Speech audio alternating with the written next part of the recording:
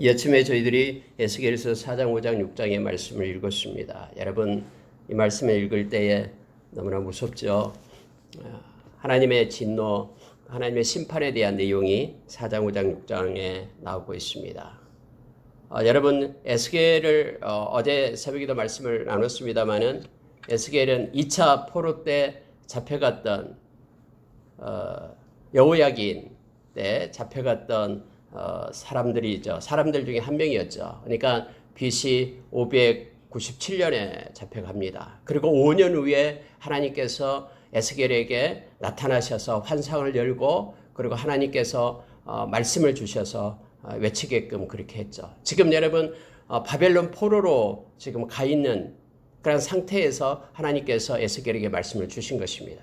그러면은 진짜 그 유다가 망한 때가 BC 586년이니까 11년 전에 잡혀갔고 그리고 아직 멸망하기 전에 그 6년 정도 남아있죠.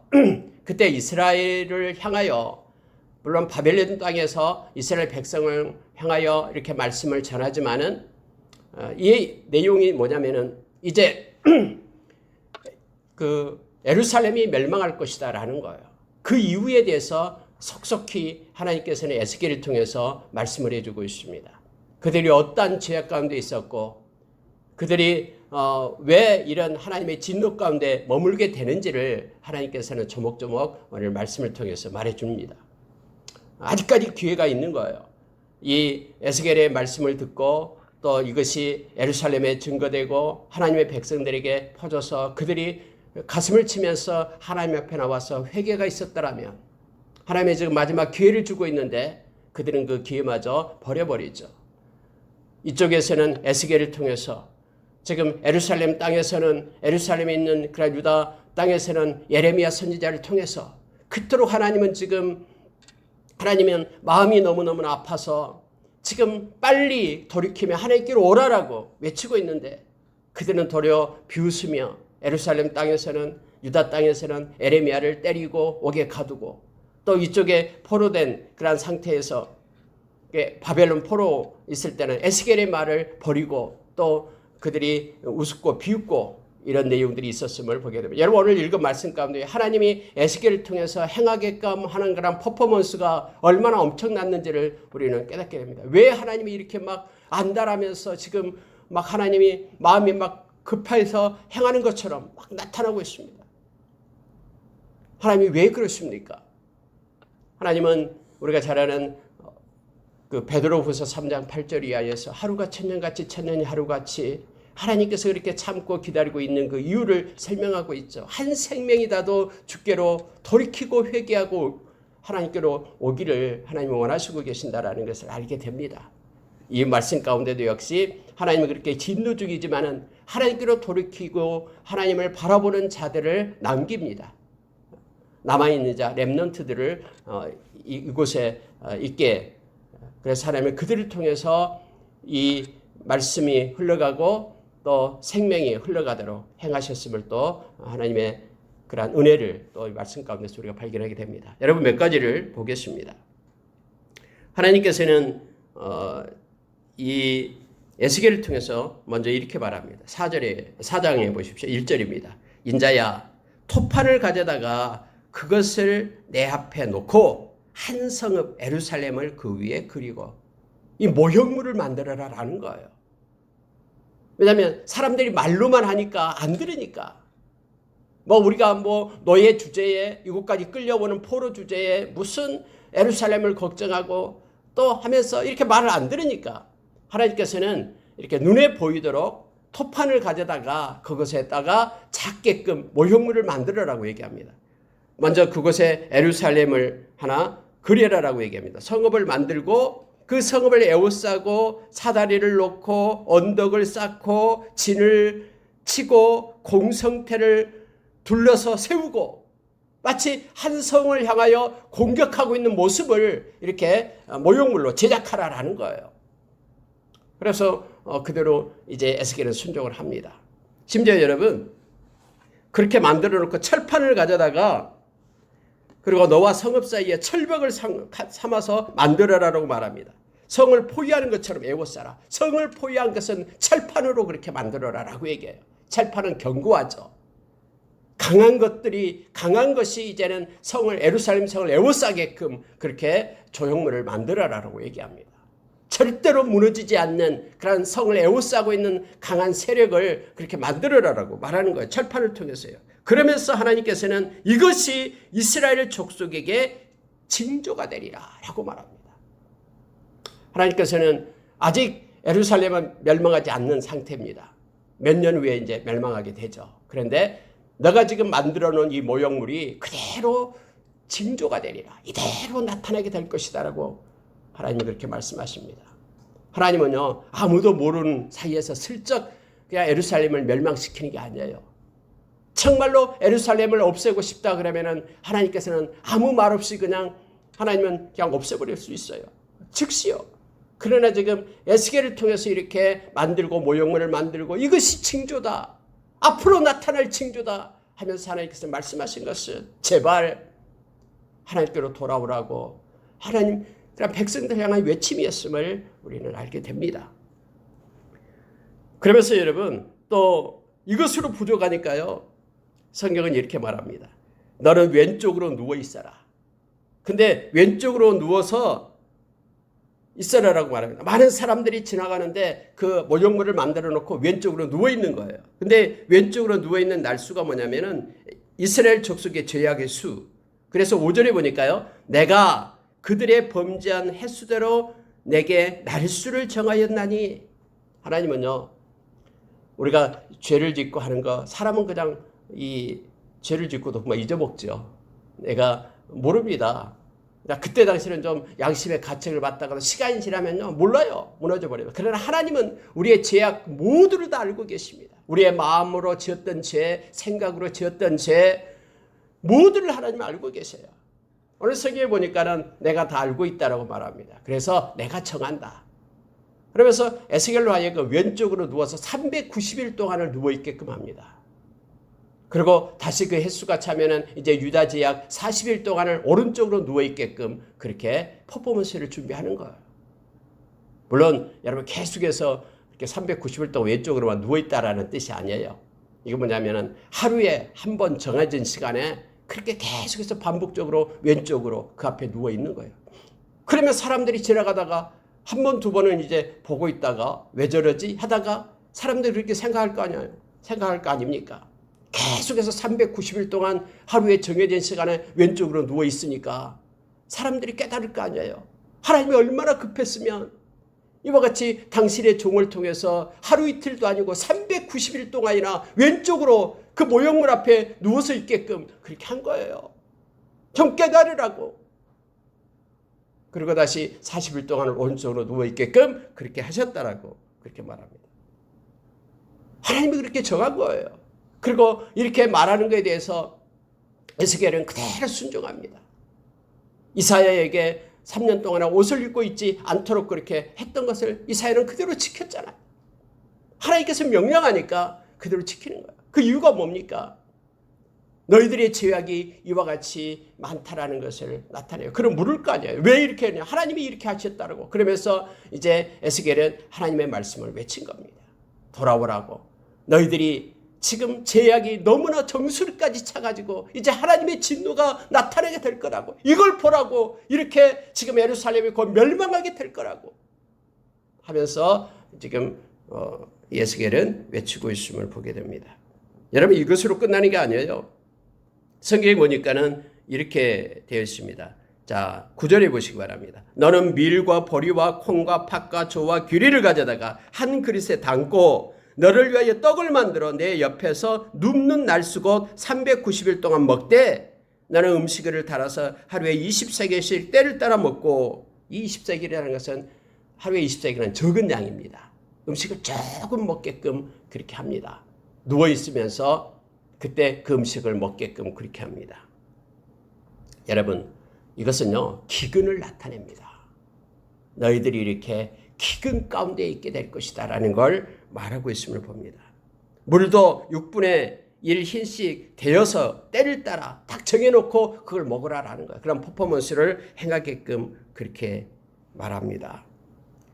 그러면서 특히요, 떡을 굽는데 인분에 불을 피워서 떡을 구워라라고 얘기합니다.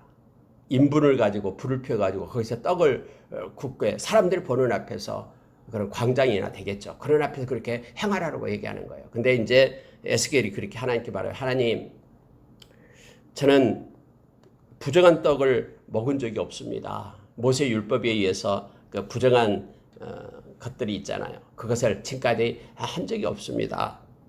저는 지금까지 어려서부터 죽은 것이나 짐승에게 찍힌 것을 먹지 않고 가증한 고기를 입에 넣지 않았습니다. 그래서 정해진 대로 율법에 정해진 대로 해왔습니다. 근데 인부는 부정한 것인데 거기 떡 어떻게 떡을 구워서 먹으란 말입니까? 라고 말할 때 하나님께서는 그럼 인분 대신에 쇠똥으로 바꾸라 해서 쇠똥으로 인분 대신에 바꿔서 하게끔 그렇게 하나님께서 행했습니다. 아마 인분에다 불을 피워서 먹게 되면 사람들이 더 자극적으로 봤을 거예요. 아니 도대체 왜 이런 일이 있느냐라는 거예요. 왜 이런 퍼포먼스를 하느냐. 근데 하나님은요, 이게 쇠똥으로 바꾸게끔 그렇게 했습니다. 어쨌든 390일 동안이나 계속해서 일을 하는 거예요. 여러분 한번 생각해 보십시오. 근데 하나님께서는 이렇게 행하는 것에 하나님은 그들이 깨닫게끔 하기 위하여 그들의 죄가 얼마나 큰지를 하나님은 그들이 기억하고 하나님께로 돌아오게 하기 위하여 그렇게 퍼포먼스를 보이고 그 에스겔을 통해서 하나님의 말씀을 전하게 하기 위하여 그렇게 행하시고 있는 그러한 하나님의 간절함을 이 말씀 가운데서 우리가 보게 됩니다. 자, 여러분 16절 보시기 바랍니다. 또 내게 이르시되 인자야 내가 예루살렘에서 의뢰하는 양식을 끊으려니 작은 것들을 이렇게 주면서 먹게끔 하는 것을 이제 그 에스겔을 통해서 그들에게 외치는 거예요. 내가 양식을 끊겠다. 기근의 때가 오게끔 하겠다라고 하나님께서 말씀하는 거예요. 백성이 근심 중에 떡을 달아먹고 두려워 떨며 물을 데워 마시다가 지금 에스겔이 했던 대로 지금 나타날 거라고 이게 징조다라는 거예요. 예루살렘에서 나타나는 징조. 물이 없어가지고 그들 조금씩 먹다가 두려워 떨고 17절 마지막에 보십시오. 떡과 물이 부족하여 피차에 두려워하여 떨며 그 죄악 중에 쇠폐하리라. 하나님께서 이 말씀을 에스겔의 입에 주어서 외치게끔 그렇게 하는 거예요.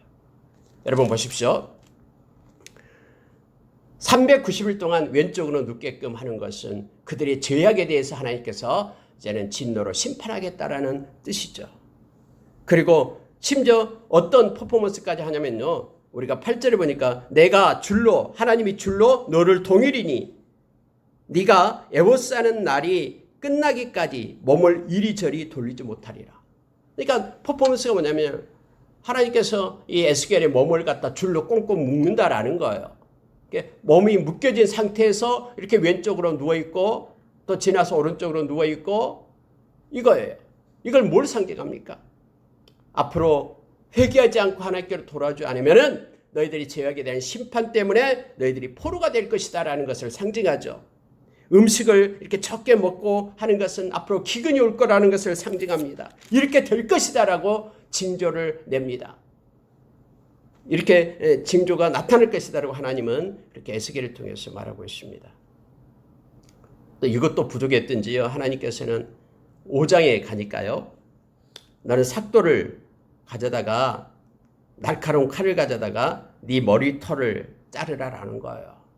수염을 깎아라. 그리고 그것을 3개로 이렇게 3등분을 해둬라.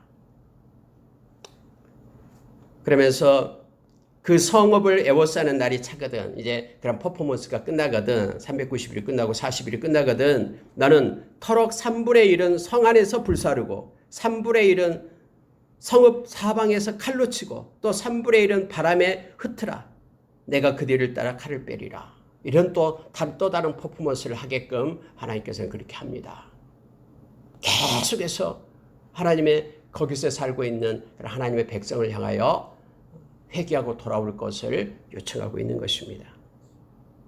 그런데 중요한 게 있습니다. 3절에 보십시오. 나는 터럭 중에서 조금을 내 옷사락에 싸고 이렇게 말했죠. 그건 나머지는 그 가운데서 얼마는 불에 던져 살해라 하면서 옷자락에 쌓는 조금을 남기게끔 그렇게 합니다.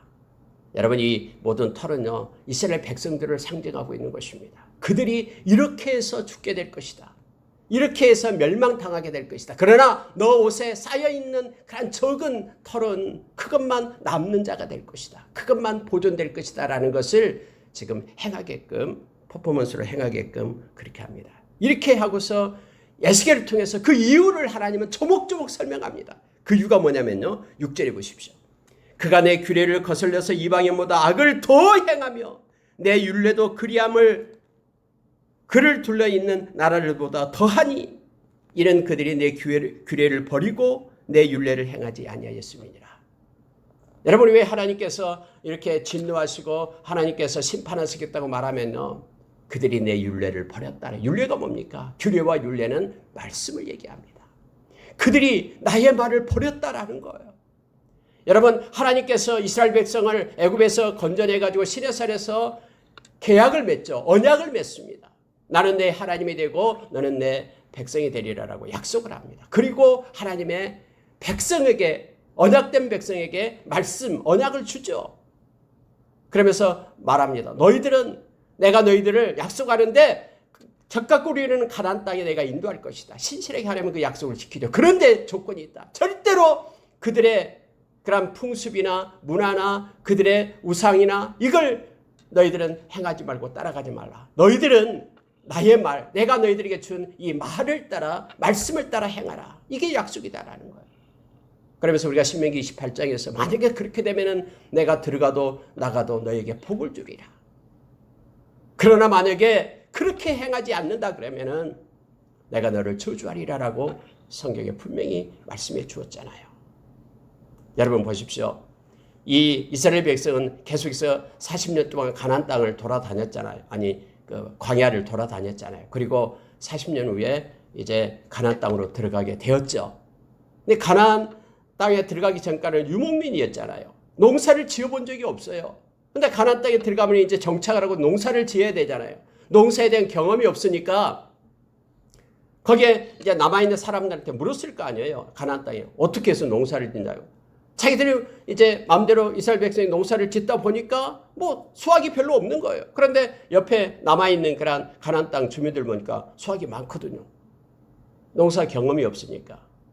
그래도 하나님을 의지하고 그들에게 묻지 않고 해야 되는데 그들에게 묻는 거예요. 어떻게 하면은 농사를 그렇게 잘 짓어 하니까 그들이 가르쳐 주는 거예요. 그것은 이 농사를 주관하는 신이 있다라는 거예요. 바알 신이 있는데 그 신은 바로 이 폭풍우, 그러니까 비가 내리게 하고 농사는 비가 있어야 되는, 물이 있어야 되는데 비가 내리게 하고 또 풍요를 우리에게 주는 그 신에게 이렇게 제전을 드리고 이렇게 축제를 베풀고 해야 된다라는 거예요. 그래야지만 이 농사가 우리처럼 잘 된다 하는 거예요. 만약에 바알 신을 섬기지 않는다면은 농사가 안 된다라는 거예요. 그래서 이스라엘 백성이 기웃거리는 거예요. 그래서 산당이 없어지지 않는 이유가 바로 그것 때문에 그래요. 그리고 그들은요, 이 신들이, 그들의 우상은요, 이 남자신, 여자신이 있어요. 마치 인간처럼요. 그래서 이 땅에 비가 오는 것도 그들이 성적인 그러한 결합에 의해서 비가 온다고 생각하는 거예요. 그래가지고 그러한 문화들이, 이 성의 타락의 문화들이 있는 거예요. 그래서 이스라엘 백성이 음란한 그러한 곳에 빠지게 된다라는 거예요. 오늘 여러분, 하나님께서 그들에게 말씀하고 있는 5장, 6장의 내용들이 다 그거예요. 지금 산당을 하나님께서 허물고 그들이 섬기고 있는 우상 앞에 그들에게 재앙을 내리겠다라고 지금 말씀하고 있는 이유가 바로 그거예요. 그래서 그들이 한쪽으로는 하나님을 섬기면서 다른 한쪽으로는 농사를 잘 짓기 위하여 그들의 풍속을 따라가는 거예요. 음란한 그러한 재정 가운데도 참여하게 되는 거죠. 그리고 그들의 바알신과 아세라신, 아스다롯 이와 같은 것들은요, 이렇게 제전을 벌일 때도 음란한 그런 짓을 해요. 그래서 아이가 나면은 그 아이를 갖다가 신에게 바치는 거예요. 그 아이도요. 그런 문화 가운데 그들이 빠져가게 되었다라고 지금 성경 말합니다. 하나님께서는 절대로 그들의 관습과 문화를 본받지 말라고 말합니다. 아예 그들을 그것을 없애라라고, 산당도 없애고 다 없애라고 했는데 그들은 없애지 않습니다. 가나안 족속도 마저 그들을 진멸하라고 했는데도 진멸하지 않죠. 여호수아가 끝난 다음에 그들을 살려둡니다. 왜냐하면 그들을 잘 이용해가지고 자기들의 종으로 삼기 위하여. 근데 그들의 가시가 되고 옆구리에 찌르는 창이 되었음을 우리는 너무나 잘 압니다. 여러분 보십시오. 성경은 하나님이 이렇게 말해요. 이방인보다도 더 악을 행했다라고 말합니다. 하나님은 관심은 하나님의 백성에게만 있죠. 그들이 이방인들보다도 더 했다라고. 그를 둘러있는 나라들보다도 더 했다라고 성경 말합니다. 내 규례를 버리고 말씀을 버리고 율례를 버리고 행하지 아니하였다라고 말합니다. 심지어 여러분 너희의 요란함이 너희를 둘러싸고 이방인들보다 그 요란함이 더했다라. 이 요란함이 뭐냐면요. 이 우상을 섬기는 요란함을 얘기합니다. 막 이것저것 하면서 여러분 에레미야서에서 우리가 봤잖아요. 에레미야서에 보면은요. 아버지가 막 불을 피우고 아이들이 나무를 짓고 그 아내는 떡을 만들고 누구에게 줄려? 우상에게 줄 그러한 일들을 요란하게 행했음을 성경 봅니다. 이방인들보다 더했다라고 지금 말하고 있습니다. 계속해서 이방인들보다 더하여 내 율례를 행하지 아니하며 내 규례를 지키지 아니하고 너희를 둘러있는 이방인들의 규례대로 그들의 규례대로 행하지도 않았다라는 거예요. 이게 이방인보다 더했다라는 것을 지금 말합니다. 이방인만큼만 했으면 내가 참겠다라고 하나님께서 말씀하신. 그러나 내 백성이 이방인보다도 더 그렇게 악한 짓을 하면서 하나님을 떠나고 하나님의 말씀을 버렸다라고 지금 말합니다. 하나님께서는 이렇게 말합니다. 나 곧 내가 계속해서 강조하는 거예요. 나 곧 내가 8절에요. 너를 치며 이방인의 목전에서 너에게 벌을 내리되 내 모든 가증한 일로 말미암아 내가 전무후무하게 내게 내릴지라. 하나님께서는 에스겔을 통해서 이렇게 외치게끔 하는 거예요. 그렇게 퍼포먼스를 먼저 하고 사람들이 몰려고 할 때 그들을 향해서 외치는 거예요. 전무후무한 벌을 너희에게 내리겠다. 이방인들 앞에서 그렇게 말하면서 심지어 여러분 내 가운데서 아버지가 아들을 잡아먹고 엄청난 기근이 오게 되는데요. 다음에 여러분 이스라엘이 망하게 될 때요. 이 바벨론이 와서 에워쌉니다. 예루살렘 성을요. 그때 18개월 동안 마지막 망하게 될 때 18개월 동안 에워싸게 돼요. 그러니까 1년 6개월 동안 에워싸는데 먹을 것이 없는 거예요. 성 안에요. 그래가지고 인육을 먹게 됩니다. 물론 사마리아가 망할 때도 역시 마찬가지였지만 그때도 마찬가지였습니다. 아버지가 아들을 잡아먹고요. 심지어 이제는 아들이 힘 있는 아들은요. 아버지를 잡아먹었다고 지금 성경에 나오고 있잖아요. 하나님께서 이렇게 행하겠다고 하면은 그대로 회개하고 돌아오지 않을 때는 그대로 시행됐습니다. 이렇게 합니다. 11절 보면은요. 그러므로 나 여호와가 말하노라 내가 나의 삶을 두고 맹세하노니. 여러분 하나님은요. 하나님보다 높으신 분이 없기 때문에 누구한테 맹세할 것이 없어요. 우리는 그냥 하나님께 맹세한다고 말하면 되지만 하나님은 하나님보다 높은 분이 없잖아요. 그러니까 하나님은 자기의 삶을 들고 맹세한다라는 거예요. 이 말은 반드시 시행된다라는 것을 말하고 있는 것입니다. 내가 모든 미운 물건과 모든 가증한 일로 내 성소를 더럽혔은즉 하나님께 예배하는 그곳에서 가증하고 하나님께서 싫어하는 것을 가지고 그 성소를 더럽혔다라고 얘기합니다. 예수님께서도 예루살렘에 올라가자마자 성전에 가서 성전을 갖다 청결하는 일을 하죠. 만민이 기도하는 이 내 집을 강도의 속을 만들지 말라. 장사하는 집으로 만들지 말라 하면서 예수님께서 의분을 냈던 것을 우리는 너무나 잘 압니다. 하나님도 지금 말씀합니다. 말씀을 떠났을 뿐만 아니라 그들이 나를 섬긴다고 하면서 나를 섬기는 그곳에 미운 물건, 가증한 일로 성소를 더럽혔다라고 말합니다. 그러니 나도 너희를 긍휼히 여기지 않겠다라고 지금 말하고 있는 것입니다. 3분의 1은 머리카락으로 했듯이 전염병으로 죽고 3분의 1은 기근으로 망할 것이고 칼로 망할 것이고 흩어지게 될 것이다라고 말하고 있습니다. 하나님은 열심을 내겠다라고 말합니다. 하나님은 진노하는 것에 열심을 내겠다고 말합니다. 여러분 하나님은 무서운 하나님이셔요. 우리가 느헤미야서 9장 31절에서 33절의 말씀처럼 하나님을 나타낼 때 그곳에 하나님은 광대하시고 능하시고 그 다음에 두려우신 하나님이다라고 말합니다. 여러분, 하나님을 끌어내려가지고 우리 인간처럼 생각하면 안 돼요. 그분은 온 우주의 주권자 되시는 하나님이시죠. 그래서 하나님은 경외하심을 받으실 하나님, 존귀와 영광을 받으신 하나님이심을 우리가 기억해야 됩니다. 그렇다고 해서 여러분, 하나님이 지금 분을 내고 진노하셨다고 말씀하니까요, 이 하나님의 분은요, 우리 인간의 그런 분노와는 다릅니다. 하나님이 분노하셔서 이스라엘을 지금 징벌하고 있는데, 하나님의 분노는 사람의 분노와는 다릅니다. 사람은 감정에 따라 분노를 한 거잖아요. 그러나 하나님은 감정으로 분노하신 것이 아니에요. 하나님은 말씀에 따라 그대로 행하시는 공의의 분노임을 성경은 우리에게 말해주고 있습니다. 하나님의 분노는요, 거룩하고 의로운 분노이십니다. 자기 백성들의 오랜 배반과 거역에 대한 하나님의 반응이심을 성경은 말합니다. 왜냐하면 사랑하기 때문에요. 여러분, 남편과 아내가 있는데 막 이 아내가 또 남편이 다른 상대방이 다른 남자와 다른 여자와 그렇게 막 행한다고 하면은 사랑한다 그러면 가만두겠습니까? 마음 가운데 만약 분노와 진노가 없다 그러면 무슨 그게 사랑입니까? 하나님은요, 하나님의 백성과 하나님과 관계를 남편과 아내의 관계로 말씀합니다. 사랑하기 때문에 하나님은 이렇게 되돌려서 하나님께로 돌아오기를 원하시는 거예요. 하나님은 이스라엘 백성들이 하나님을 버리고 자기들의 세속 욕망을 쫓아 이방 우상을 섬길 때에 그 이방 우상에 대한 질투하시는 하나님이심을 성경 곳곳에서 말해주고 있습니다.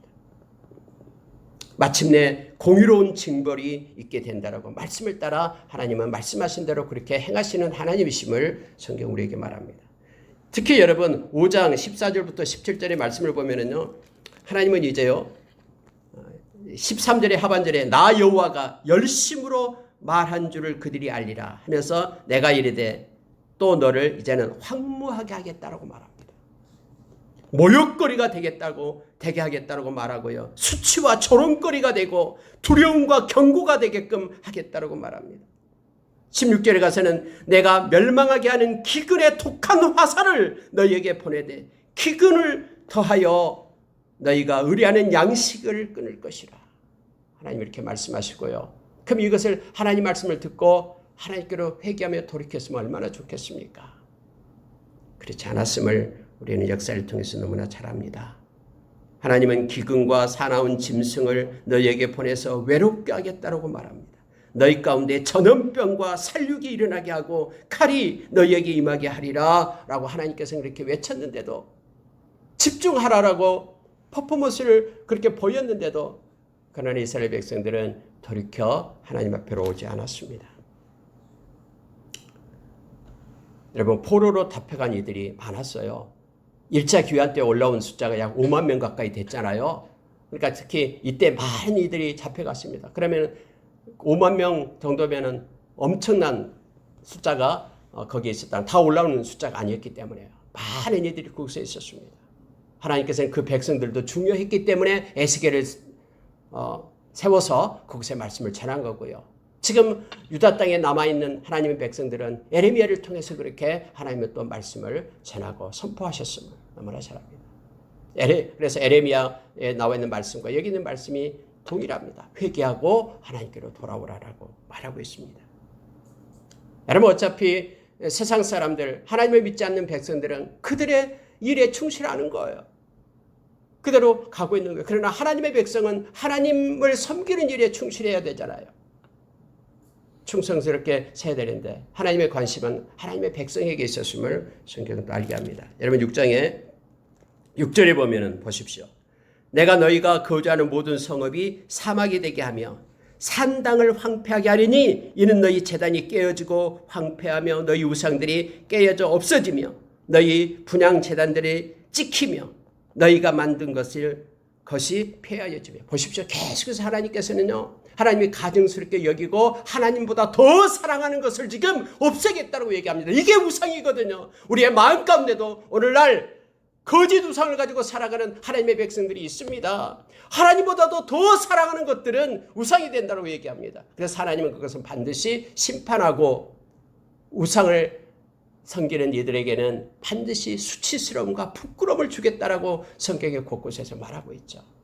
하나님 자리에 다른 것을 놓는 것이 우상이 되는 것입니다. 만약에 그것이 물질이 되면 물질이 우상이 되고요. 만약에 자녀가 하나님 그 자리에 앉게 된다면 자녀가 우상이 되는 거예요. 우리가 추구하는 인생의 목적이 하나님보다 앞서게 된다면 그것도 우상이 되는 것입니다. 하나님께서는 특히 우상에 대해서 하나님은 반드시 심판하고 반드시 부끄러움을 준다라고 말하고 있습니다. 오늘 그러면서 하나님께서 계속해서 반복해서 강조하고 있는 것이 뭐냐면 그 내용이에요. 내가 여호와인 줄을 너희가 알게 하리라. 내가 여호와인 줄을 너희가 알게 하려 함이라. 이것을 3번씩이나 반복합니다. 하나님이 하나님 되심을 인정하고 그분을 높이고 이스라엘 백성들이 하나님을 그렇게 무시하고 멸시했다라는 것을 성경을 통해서 깨닫게 하죠. 여러분 정말로 하나님을 경외하고 하나님을 높이고 있습니까? 나의 삶 가운데 우선순위가 하나님이 되십니까? 아니면 다른 그 무엇이 하나님 대신에 차지하고 있습니까? 우리는 돌이켜야 됩니다. 왜냐하면 하나님은 이것에 대해서 반드시 심판하기 때문에 그렇습니다. 여러분 알다라는 단어 이것만 보고 마치겠습니다. 알다라는 단어를 우리가 야다라고 얘기합니다. 히브리어로 야다. 그러면은 야다라는 단어가 3가지 형태로 쓰입니다. 여기서 이제 여호와인 줄을 너희가 알게 하려 함이라고 7절에서 말씀하고 있죠. 하나님이 우리를 알다라고 할 때 이 알다라는 단어는 하나님이 선택했다라는 뜻이에요. 내가 너희를 안다. 이 말은 내가 너희를 선택하여 너희는 내 백성이 되었다라는 뜻이 됩니다. 그런 의미로 야다라는 의미가 쓰입니다. 사람이 하나님을 향하여 알다라고 얘기할 때는 사랑한다라는 뜻이 됩니다. 하나님, 내가 하나님을 알겠습니다. 욥이 하나님 이제는 하나님을 더 깊이 알겠습니다. 라고 할 때는 하나님을 사랑하고 또 하나님과의 교제 관계에 있다라는 것을 말합니다. 여러분 하나님과의 이 교통관계, 친밀한 관계에 있지 않으면 우리 하나님을 알지 못합니다. 성령께서 우리 가운데서 가르쳐주고 깨우쳐주고 성령의 교통함이 있어야지만이 하나님을 알 수 있죠. 그래서 사람이 이 야다라는 단어를 써서 하나님을 알았습니다. 라고 말할 때는 하나님과의 친밀한 관계, 이 교제 관계, 코이노니아 관계를 얘기하고요. 하나님을 사랑하고 있다라는 것을 말할 때 씁니다. 뿐만 아니라 하나님을 알기 때문에 하나님께 헌신합니다. 이 3가지 의미를 담을 때 야다를 씁니다. 그래서 우리가 요한복음 17장 3절에서 하나님과 또 그의 아들 예수 그리스도를 아는 것이 영생이다라고 말하고 있죠. 이 안다라는 것은요. 그분과 하나 되고 교통관계에 있고 사랑하고 그분께 헌신하는 것을 얘기하고 있는 것입니다. 또한 3번째로 쓰였던 단어가 사람과 사람 사이에 알다라는 그 야다를 쓸 때는 이것은 그 성적인 관계를 얘기할 때 씁니다. 마리아가 남자를 알지 못한다라고 말할 때 그 알다, 사람과 사람 사이에는 이런 동침, 성적인 관계를 쓸 때 나타나는 창세기에도 그것이 쓰이고 있음을 보게 됩니다. 여러분, 하나님은 우리를 아십니다. 다시 말하면 하나님은 우리를 택하여 당신의 거룩한 자들로 세웠습니다. 그리고 우리가 하나님을 압니다. 우리가 하나님을 아는 자가 구원받은 자고요. 그가 영생을 얻은 자이고 그리고 우리가 그분과 교통하며 친밀한 가운데 있고 그분을 사랑하는 자임을 말하고 있습니다. 하나님을 사랑하지 않는 자는 절대로 천국에 갈 수 없습니다. 로마서 5장 5절에서 그렇게 말해주고 있죠. 성령님께서 우리 가운데 계신 성령님께서 하나님의 사랑을 우리 가운데 부어주거든요. 그러면 하나님의 사랑이 없다라는 것은요. 성령님이 안 계신다라는 거예요. 로마서 8장 9절에서 그리스도의 영이 없으면은 그는 그리스도인이 아니다라고 말합니다. 우리가 예수님을 진심으로 영접했으면 성경은 성령님께서 우리 가운데 거하심을 성경 말합니다. 우리가 구원의 날까지 그 성령님께서 우리를 지키시고 인도하시거든요. 그리고 우리가 하나님의 나라를 유업으로 받을 자로 증인이 바로 성령님이시거든요. 로마서 8장에서요. 하나님을 사랑하지도 않는 자가 어떻게 영원히 하나님과 함께 살겠습니까? 하나님에 대한 사랑이 우리 가운데 더 넘치기를 원합니다. 여러분 말씀을 마치겠습니다. 이 말씀 하나만 더 보고요. 11절 말씀만 보고 마치겠습니다. 주 여호와께서 이같이 이르시되 너는 손뼉을 치고 발을 구르며 말할지어다. 오라 이스라엘의 족속이 모든 가증한 악을 행함으로 마침내 칼과 기근과 전염병에 망하되. 13절 하반절은 내가 여호와인 줄 너희가 알리라. 14절 하반절에도 내가 여호와인 줄 너희가 알리라. 하나님은 말씀하시고 말씀을 그대로 성취하신 하나님이심을 너희가 알리라. 실제 여러분 이 말씀이 선포되고요. BC 586년에 예루살렘이 멸망당할 때 그들은 하나님의 이 말씀을 기억하고 하나님은 말씀하시고 그대로 행하시는 무서우신 하나님이심을 그들은 느꼈을 것입니다. 알았을 것입니다. 말씀을 마치겠습니다. 손뼉을 치고 발을 구르며 너는 말하라. 하나님이 얼마나 급하고 정말로 이대로 이루어진다니까 하면서 그들 앞에 그렇게 외치라라고 에스겔이 그렇게 말하는 거예요. 막 손뼉 치고 발을 구르면서 그렇게 외치는 거예요. 가만히 외치는 것이 아니라 너무너무나 다급하고 너무너무나 이것이 그대로 시행되기 때문에 이렇게 너희들은 칼과 기근과 천연병으로 망하게 된다. 그러니 하나님 앞으로 돌아오라라고 지금 외치고 있는 역설적인 그런 하나님의 백성을 부르고 있는 모습임을 성경은 우리에게 말해주고 있습니다. 말씀을 마치겠습니다. 오늘 하루도 우리는 하나님의 사람입니다. 하나님을 향하여 서 있는 사람들입니다. 그래서 하나님이 주시는 그러한 긍휼과 은혜와 또 권세와 능력으로 우리가 살기를 원합니다.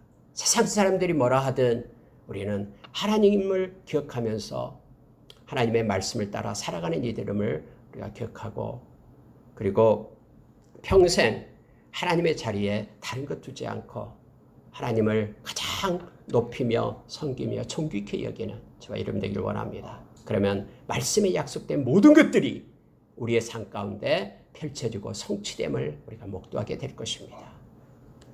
같이 기도하겠습니다.